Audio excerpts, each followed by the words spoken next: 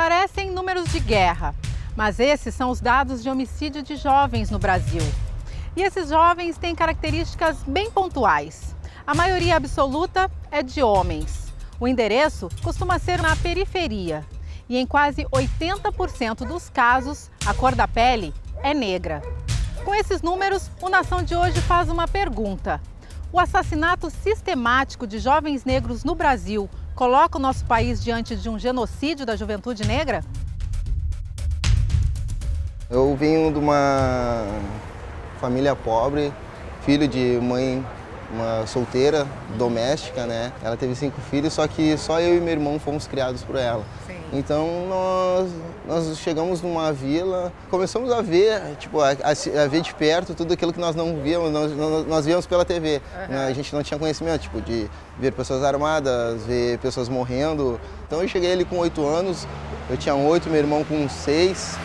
Eu lembro que eu chorava muito, eu falava pra minha mãe que eu não queria morar lá, que eu não queria, durante muito tempo eu não saía pra rua, eu demorei pra me acostumar com aquilo ali. Só que aquilo ali começou a se tornar uma rotina pra nós também. Começou a se tornar normal a gente ver pessoas morrendo, ver pessoas passarem armadas, ver pessoas traficando. E automaticamente a gente começou a fazer parte daquilo ali. Sim. Sabe? A gente começou a entrar pra vida do crime. Com 16. Qual foi o estímulo? Era precisar de dinheiro? Era o poder, talvez, que esse mundo exercia ali naquele ambiente? Eu cresci vendo os meus amigos fazendo isso, tipo, os mais velhos. Sabe? Eu nunca esqueço uma vez quando eu tinha 9 anos, passou ali 2 rapazes com 15, 16 anos na época, passaram e com arma na mão, contando dinheiro e tal. E pararam do nosso lado e começaram a contar dinheiro. Na hora eu fiquei meio assustado, eu sempre conto, eu fiquei meio assustado assim. Mas logo em seguida, eles pegaram, e era época de Páscoa, tipo, tinham alguns chocolates que vieram junto no assalto deles, pegaram, esse aqui é pra vocês. E aquilo ali, me comprou, comecei a achar aqueles caras o máximo, assim. Como a minha mãe trabalhava o dia todo, e ela sempre, tipo, tentava ter o controle sobre nós, sobre o que a gente fazia e o que não fazia. Só que ela não tinha esse poder pelo fato dela estar fora o dia todo. Então ela chegava à noite em casa, e, tipo, tava tudo tranquilo. Só que no nosso dia a dia, ia pra escola, voltava e a gente ficava ali à mercê de tudo aquilo ali, sabe? E nós crescemos vendo aquilo ali. Até que idade tu foi pra escola, tu e teu irmão? Até os meus 18 anos, 17, 18 anos. Vocês chegaram então a 17, até os meus 17 anos. Eu parei na 8ª série, eu fui concluir meu 2º grau dentro da cadeia. Sim. E para falar sobre esse assunto, nós montamos uma mesa aqui com a participação da produtora cultural, graduanda em Serviço Social e rapper, Malu Viana, com a psicóloga e doutoranda em Psicologia Social, Fernanda Bassani, e com o professor e doutor em Sociologia, André Luiz Pereira. Nessa temática do genocídio de jovens negros, a gente tem que considerar uma série de marcadores que produzem essas mortes. Primeiro marcador, eu diria, a territorialidade, que é a questão de tu ser um morador, ser uma pessoa oriunda de periferia. E isso já te produz uma forma de tratamento na sociedade diferenciada. A questão da cor. Sim. Porque o Brasil ele é um país de origem escravocrata e isso está marcado na nossa subjetividade, né? Na nossa forma de se relacionar com as pessoas. A gente tem essa relação senhorial e escrava, essa coisa de que alguns têm que servir e outros têm que ser bem servidos, né? Digamos assim. A questão da faixa etária, porque as mortes de jovens que têm ocorrido no Brasil, elas são mais de 50%, elas envolvem pessoas entre 15 e 29 anos. Por que os jovens? Por que os jovens são os que mais morrem e os que mais matam? Nós temos um problema que ele é complexo, porque jovem tem morrido na mão de jovem. Tá? Então, por que está rolando essa raiva social, essa raiva na sociedade que tem feito com que iguais matem os seus iguais? Nós temos um problema sociológico, professor, no Brasil contemporâneo, que não é de fácil abordagem. De repente, então, tu entrou, né? Esse mundo do crime te seduziu. E quando é que isso não deu certo? Deu certo por um tempo, né? Deu certo por um tempo, assim, sabe? Porque, tipo, eu entrei, quando tu vai perguntar como é que foi pra eu entrar. Pô, eu entrei porque eu via os meus amigos entrando no canal. E eu lembro que na época, com 17 anos, eu trabalhava. E um dia, bem belo, eu tô saindo, eu encontrei 2 amigos meus ali. E eu perguntei, o que vocês vão fazer? Onde é que vocês vão? Daí eles, a gente vai sair pra assaltar, pra roubar. E eu olhei assim, tipo, eu posso ir junto, sabe? Uhum. E eles, não, vamos. E tipo, ali dobramos uma esquina ali, encontramos um rapaz ali, tinha mais ou menos a nossa idade, com roupa de marca, tênis de marca, óculos, todas aquelas coisas. E aquela ali foi a minha primeira vítima, sabe? Então, dali em Qual diante... era esse sentimento nesse primeiro assalto, assim, quando tu disse, não, posso ir junto? Era uma curiosidade? Era uma curiosidade. Era uma adrenalina, não tenho nada a perder? O que Era uma curiosidade. Uhum. No primeiro momento foi por uma curiosidade, Sim. sabe? Depois foi pela adrenalina de querer fazer e aquela ambição de querer ter um tênis de marca, um tênis caro, se vestir bem, sabe? Então, tipo, todas as vezes que nós saímos para assaltar, para roubar, nunca foi por necessidade, sabe? Não foi de, tá faltando isso dentro de casa, fazendo aquele outro, sabe? Até porque minha mãe sempre trabalhou e ela sempre falava, bom, eu quero que vocês trabalhem para adquirir as coisas de vocês. Querem comprar um tênisinho, quero comprar um boné, uma camiseta. Então eu quero que vocês tenham dinheiro para isso, que vocês sintam o gosto do dinheiro, de poder gastar e tal. Mas daqui a pouco tu vê o fulano ter uma coisa mais cara e tu não tem condições de ter. E tu vive no meio daquilo ali e as pessoas, é mais fácil sair para assaltar, é mais fácil sair para roubar. Daqui a pouco já deixei de trabalhar, larguei o trabalho. Daqui a pouco comecei a viver daquilo ali, viver entre aspas, né? E direto, assim, até que eu fui preso pela primeira vez com 18 anos. Então, assim, por que o jovem, né? Bom, a gente sabe, e aí acho que a psicologia ela contribui bastante, que quando tu sai da infância, entra na adolescência, né? E daí da adolescência vai entrar na fase adulta, tu de alguma maneira é saudável que tu faça uma resistência, que tu oponha uma atitude resistente ao sistema. E isso é saudável, isso vai te independentizar, vai te autonomizar em relação aos pais. Então é na adolescência onde tu vai formar tuas identidades, onde que tu vai olhar, não, isso aqui eu quero, isso aqui não me serve, né? Então isso tudo faz parte até de uma psicologia, de uma subjetividade daquele sujeito. É normal que ocorra nessa época. Só que na ausência de um repertório social positivo, a revolta acaba sendo canalizada para a temática da violência, né? E a última questão diz respeito à questão de gênero. Acho que o Brasil, o mundo avançou muito nos últimos 40 anos com relação à questão de gênero no que tange à mulher. Sim. A mulher, ela iniciou um processo de empoderamento muito grande que envolve desde a participação política, econômica, a conjunção de uma série de papéis sociais, a possibilidade de ter mais liberdade, de optar o que ela quer, de não seguir os padrões familiares até então impostos. E tudo isso foi muito positivo. Porém, nos últimos anos, o que a gente tem percebido é uma fragilidade masculina. O homem está atrapalhado com relação ao seu papel na sociedade. Sobretudo o homem negro e morador de periferia.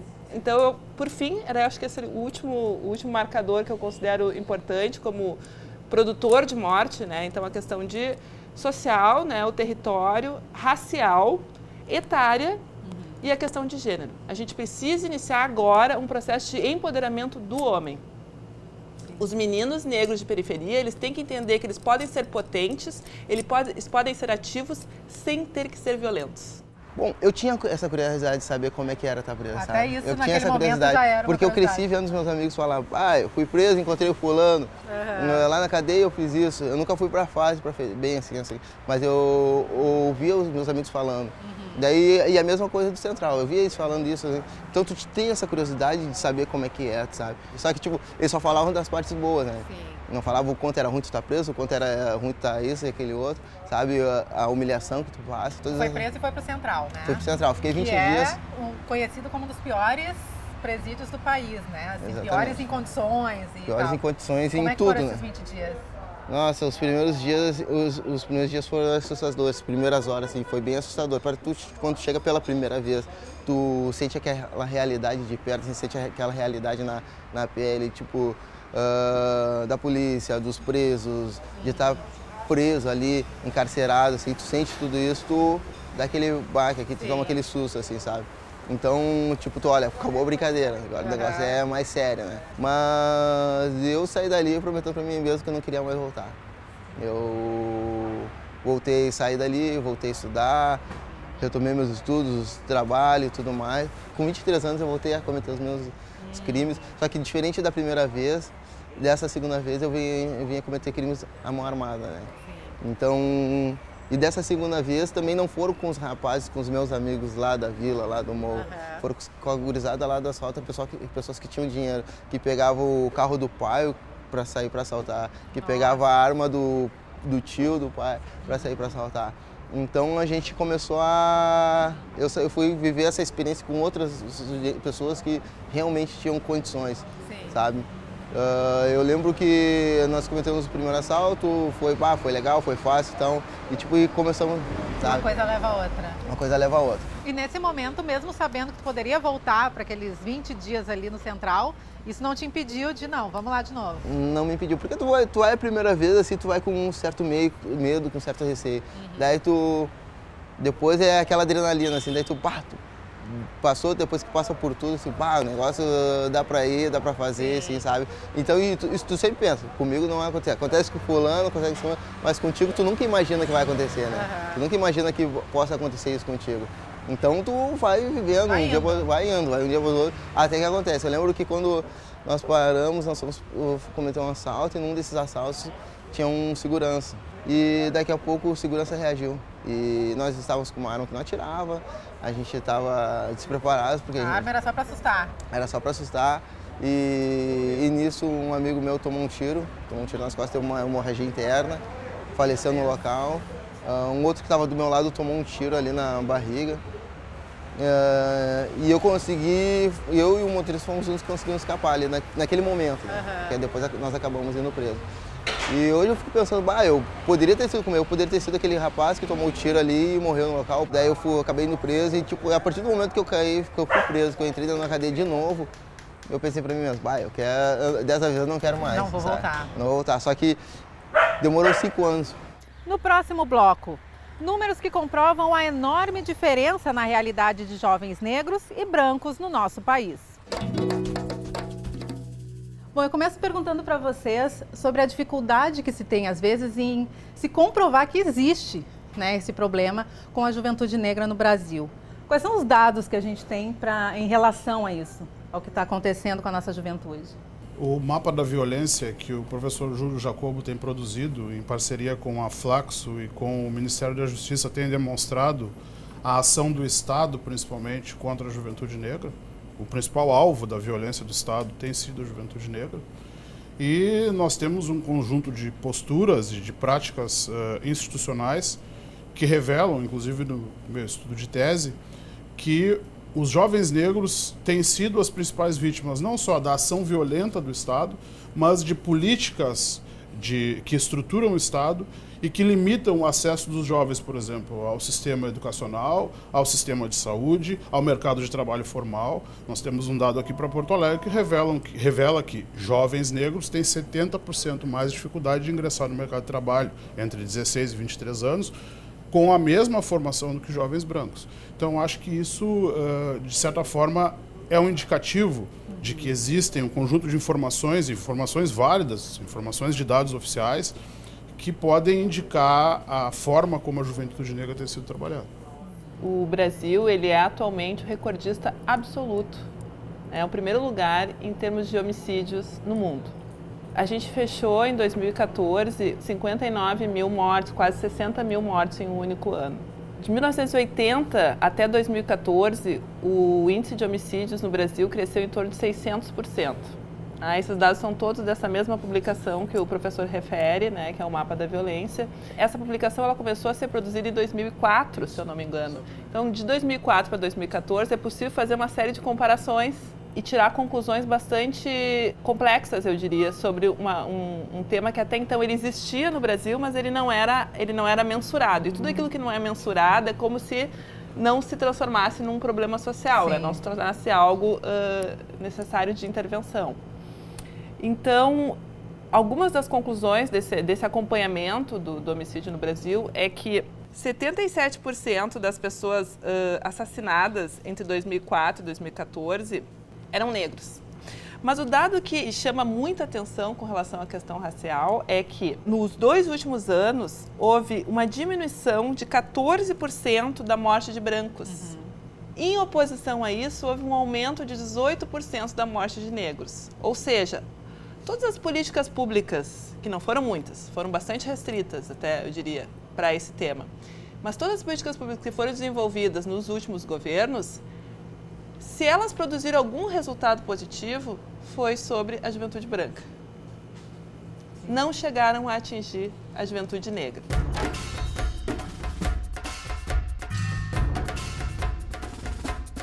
Hoje a gente atualiza as informações dos dados e diz a cada 23 minutos um jovem negro assassinado no Brasil. Como eu faço parte da cultura hip hop desde 1994, essa iniciativa de, entre a exclusão e a vulnerabilidade, inserir a arte, a cultura e a educação, a gente aqui está numa linha de raciocínio de que nós nunca recuamos mediante ao problema da violência pública, que hoje é o que assola a maioria da sociedade. E linkando, a gente percebe que tem pessoas do campo universitário, do campo da cultura, do campo das políticas públicas que estão sensibilizados, formados, capacitados para fazer esse enfrentamento.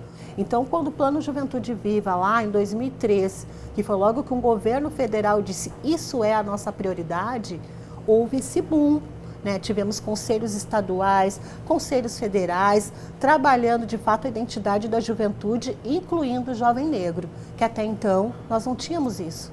O jovem negro não existia, era repressão dentro da fase, repressão dentro do presídio. E aonde que está a inclusão? Onde que está a educação? Onde que está a inclusão desse processo desse jovem, se ele era invisível? Eu queria que vocês falassem um pouco mais sobre este caminho, assim, família, escola e tal. O que acontece nesse processo e de que maneira a gente precisa olhar também para isso, para resolver esse problema? Eu trabalhei 10 anos no sistema penitenciário. E foram 10 anos sentada numa sala, escutando os jovens que ingressavam na cadeia. E, de fato, há uma regularidade. Em primeiro lugar, são jovens. Em segundo lugar, no Rio Grande do Sul, nós temos 16% de pessoas negras, né, pelo IBGE. E presos, nós temos 35% de pessoas negras. Ou seja, se tu for preto no Rio Grande do Sul, tu tem 2 vezes mais chances de acabar numa cadeia. E, de fato, não sai dessa faixa etária aqui, 19 a 25, 26 anos. É a mesma faixa etária das pessoas que são assassinadas. Então, isso é uma coisa bem importante da sociedade entender, dos pesquisadores, dos professores. Política pública de combate ao homicídio de jovens negros tem que obrigatoriamente incluir uma atuação no sistema penitenciário. Porque é o único lugar onde aquele jovem que tem o ethos guerreiro, é o único lugar onde ele fica, ele baixa aquela adrenalina. Porque na rua ele está para matar ou morrer. Contra a questão das gangues, a questão da guerra do tráfico. Então ele está, como eles costumam dizer, bicho solto, vida louca. Então quando ele entra na instituição penal, que é péssimo, né? A gente gostaria que não entrasse, mas se o objetivo de uma política pública é efetivamente salvar vidas, então ela tem que ter um aporte dentro do sistema carcerário para tentar trazer alguns que queiram se desvencilhar. E isso é possível, Fernanda. Isso é possível. Teu irmão também foi preso? Também foi preso, também, não pelos mesmos crimes que eu, mas por outros crimes, mas nós nos reencontramos dentro da cadeia. E a minha mãe ia visitar tanto eu. Ia visitar vocês dois. Sim, ela trabalhava a semana toda, semana inteira, e chegava final de semana ela ia nos visitar. Então, tipo, de manhã ela ia visitar o meu irmão numa cadeia e à tarde ela ia visitar eu em outra cadeia, assim, sabe? Então, daqui a pouco nós nos reencontramos dentro da cadeia os três, assim, sabe? E como é que foi isso, assim, esse reencontro? E como é que foi essa decisão? Não, vamos sair dessa vida, vamos aproveitar essa segunda chance, ou terceira no teu caso, terceira chance. Juntos. Nós sempre conversamos, tipo, quando a gente se encontrou, assim, eu e meu irmão, nós conversamos, trocamos várias ideias, assim, e a gente falava um pouco, a gente tem que sair disso aí, acho que isso não é vida pra nós, a gente tem que tomar um rumo na nossa vida, assim, sabe? A gente sempre pensou muito na nossa mãe, nesse sacrifício todo dela, e ela nunca reclamando, sempre batalhando, correndo atrás por nós. Então, tipo, tá na hora da gente mudar isso aí, sabe? Ajudar um pouco ela. Então, e a gente passou esses anos conversando, a gente tem que sair, abrir nosso próprio negócio, a gente tem que sair, trabalhar, ajudar nossa mãe, sabe? eu comecei a fazer um acompanhamento psicológico dentro da cadeia, porque eu queria isso, sabe? Porque no primeiro momento, quando eu cheguei lá, eu entrei numa depressão porque eu não queria estar preso. Eu não esperava ir preso, sabe? E aquilo ali mexeu muito comigo, então daqui a pouco eu comecei a procurar coisas que pudessem me tirar dali dentro, e a leitura foi que me ajudou muito. Na leitura eu encontrei um escape de tudo isso, sabe? Um momento que eu conseguia sair dali de dentro e conseguia entrar dentro de uma história, sabe? Eu nunca fui de ler na minha vida, na cadeia eu li diversos livros, assim, sabe? A saída do mundo da cidadania para o mundo do crime começa exatamente no momento que esse jovem se desvincula da escola. E que ocorre prioritariamente na 5ª série do ensino fundamental. Bem cedo, né? A 5ª série do ensino fundamental é a série considerada a mais decisiva na vida de um jovem no que tange a trajetória dele. Se a trajetória dele vai ser uma trajetória cidadã ou se vai ter uma trajetória vinculada ao universo criminal. Por que eles abandonam na 5ª série? Eu perguntava para eles, mas 5ª série de novo, né? Mas o que acontece na 5ª série, né? Na 5ª série, da 5ª para a 6ª, até a 5ª série, eles têm um professor único. E da 5ª para a 6ª, eles passam a ter vários. Então, como eles já vêm com problemas familiares, né? Que todos nós temos problemas familiares, né? Mas, enfim, eles vêm com dificuldades, porque muitas vezes a mãe tem que dobrar a carga horária para conseguir dar conta dos filhos. Então, eles ficam meio que sem referência de identificação. E a professora acaba virando aquela referência. Então, a relação de ir à escola, de frequentar a escola, de estudar, é uma relação que ela tem uma base afetiva. Eu vou na escola porque eu sei que aquela mulher gosta de mim, porque eu sei que eu sou importante para ela. E eu sei que depois eu vou ter um lanchinho. É por isso que eu vou para a escola. Tu vai simbolizar a escola como espaço de educação, que vai ser importante para a tua carreira, muito depois. Sim. A criança não vai por causa disso, a criança vai porque ela tem uma relação afetiva e uma questão de desejo, de pertencimento. Quando ela deixa de ter uma professora e passa a ter várias, e nenhuma professora sabe direito o nome dela, e se ela foi, se ela não foi, ninguém pergunta como é que foi o fim de semana, né? Ninguém olha para ela como um sujeito, bom, então eu acho que a minha presença nessa escola já não é mais tão necessária, eu vou lá para a esquina jogar futebol que eu ganho mais. Então a questão da escola, a questão da faixa etária, e aí a outra questão que a juventude pobre e preta e moradora de periferia, ela é manejada pelas políticas públicas de duas maneiras. Ou ela é manejada como ou ela entra no grupinho da vulnerabilidade, são jovens vulneráveis, as crianças e jovens vulneráveis, ou ela entra no grupinho dos ameaçadores, dos perigosos. Tá? Só que essas duas formas de abordagem, elas estão muito próximas, elas são muito interrelacionadas. Então, daí, às vezes é comum, por exemplo, uma criança, um adolescente em abrigo, vamos supor, né, ou atendido pelo conselho tutelar, e aí as pessoas dizem, mas olha, a família dele tem gente envolvida com crime, né? O pai dele já passou pelo sistema. Então, pouco a pouco, as políticas públicas elas vão construindo um sujeito jovem perigoso. Muitas vezes sob o argumento da proteção. Sim. Eu vou proteger esse menino, mas eu vou construindo em torno dele uma ideia de que aquele menino ali ele pode vir a ser um perigoso. Tu acha que a criança não vê isso? Sim, vai percebendo e vai... Tu acha que aquele adolescente não vê a forma como o professor lida com ele, não vê a forma como o conselheiro tutelar lida com ele, como o policial lida com ele? O que eu recebo do universo, eu devolvo para o universo. O universo me dá ódio e medo, eu devolvo medo e ódio para o universo. No próximo programa, continuamos a falar sobre o genocídio da juventude negra no Brasil. Até a próxima semana.